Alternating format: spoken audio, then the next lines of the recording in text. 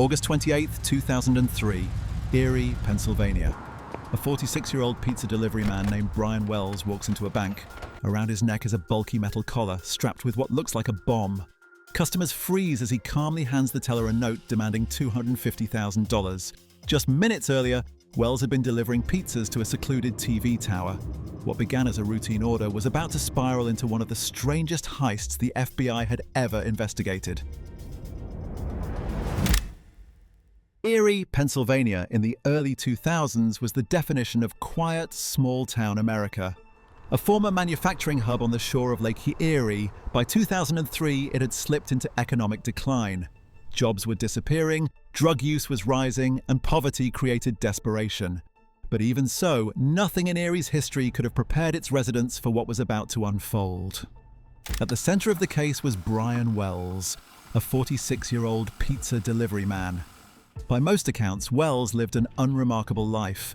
He worked long shifts at Mamma Mia's pizzeria, kept mostly to himself, and was known as polite but shy. He lived in a modest home with little luxury and spent his free time quietly, often with his cats. Friends and co-workers described him as dependable, though not ambitious. There was nothing about him that suggested he would one day walk into a bank wearing a live bomb around his neck. But behind the scenes, a group of troubled individuals was plotting one of the strangest crimes in modern history. At the center of it all was Marjorie Diehl-Armstrong, a highly intelligent woman with a history of mental illness, violent behavior, and a long trail of suspicious deaths around her. Alongside her was Kenneth Barnes, a crack dealer and friend of Marjorie's who saw the heist as a way to get quick money. Their motivation was a tangled mix of greed, desperation, and paranoia. Barnes needed cash to fund his drug habits. Marjorie, prosecutors later argued, was obsessed with securing money for herself and eliminating her father so she could claim his inheritance. The bank robbery was meant to be the first step, fast money to pay Barnes to carry out the murder of Marjorie's father. What made this plan so disturbing wasn't just the greed, it was the cold calculation behind it. Instead of risking themselves, the conspirators decided to use someone else as their pawn.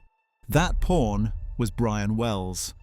The story of how an ordinary pizza delivery order lured Wells into the hands of these conspirators and ultimately cost him his life would soon shock not only Erie, but the entire world. On the afternoon of August 28, 2003, a call came into Mamma Mia's pizzeria in Erie, Pennsylvania. The order seemed ordinary enough, 2 small pizzas to be delivered to an address on the outskirts of town. The location was unusual though. The antennas of the WSE television transmission tower, a secluded site rarely visited by civilians. Still, for longtime delivery driver Brian Wells, it was just another trip. He got into his light blue Geo Metro, pizzas on the seat beside him, and drove out toward the tower. When Wells arrived, the customers were not waiting for pizza. Instead, he was ambushed. According to investigators, this was the moment the conspirators' bizarre plan came into motion. Wells was forced to the ground and fitted with a strange contraption, a metal collar bomb.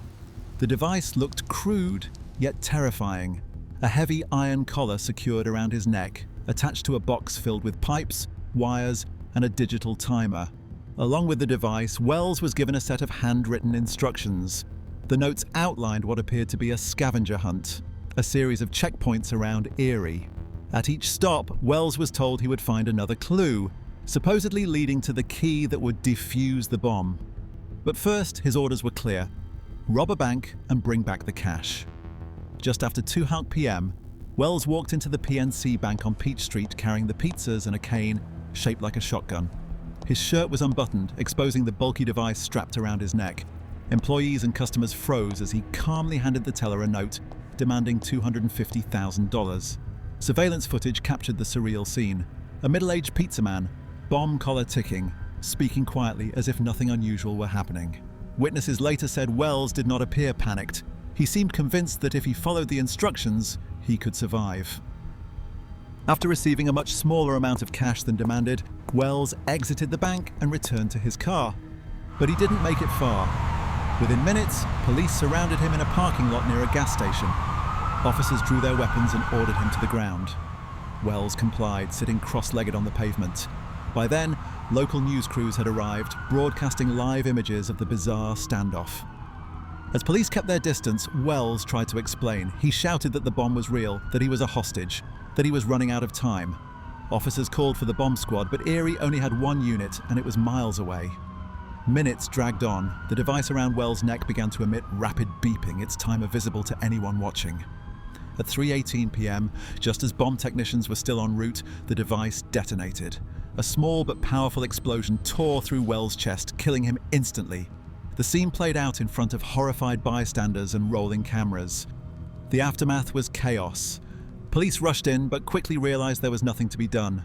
The live footage of Wells' death spread across television screens, shocking not just Erie, but the entire country. For investigators, the immediate question was chilling. Was Wells an innocent victim forced into this nightmare, or was he a willing participant in one of the most bizarre crimes in modern history? After Brian Wells was killed in front of police and news cameras, the case immediately escalated to the FBI.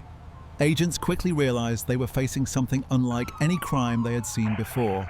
The collar bomb was real, carefully constructed, and deadly.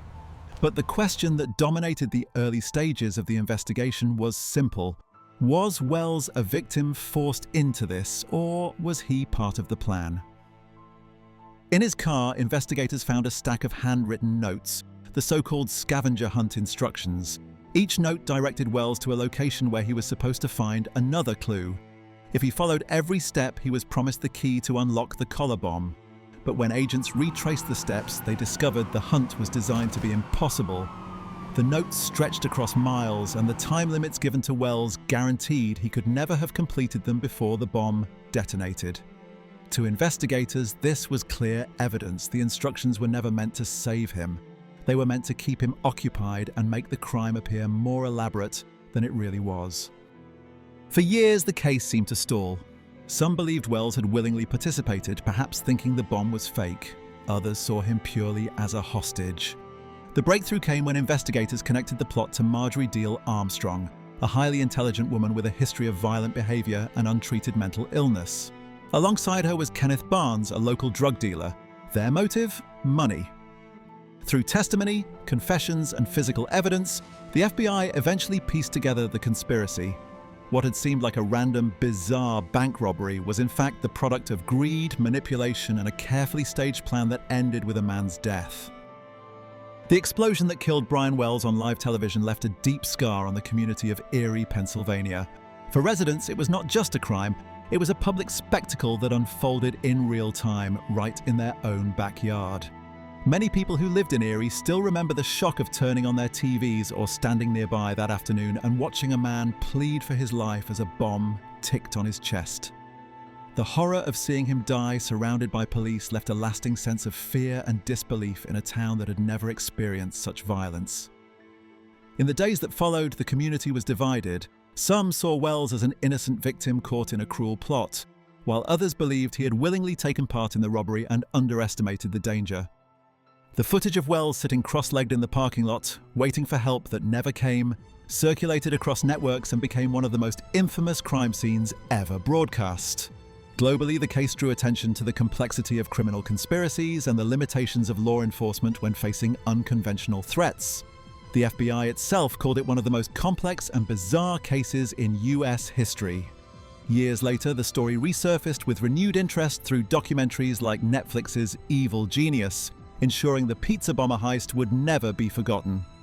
In the years that followed, Marjorie Diehl-Armstrong, the mastermind with a long history of violence and untreated mental illness, was sentenced to life in prison. Her accomplice, Kenneth, a local drug dealer, also received a long sentence for his role in the plot. For prosecutors, the case was closed. Wells was a pawn, tricked into believing he could survive if he followed the instructions. What began as an ordinary day ended as the Pizza Bomber Heist, a crime so bizarre it still shocks us decades later. If you want to see more insane true crime breakdowns like this, make sure to subscribe, because the next story is even darker.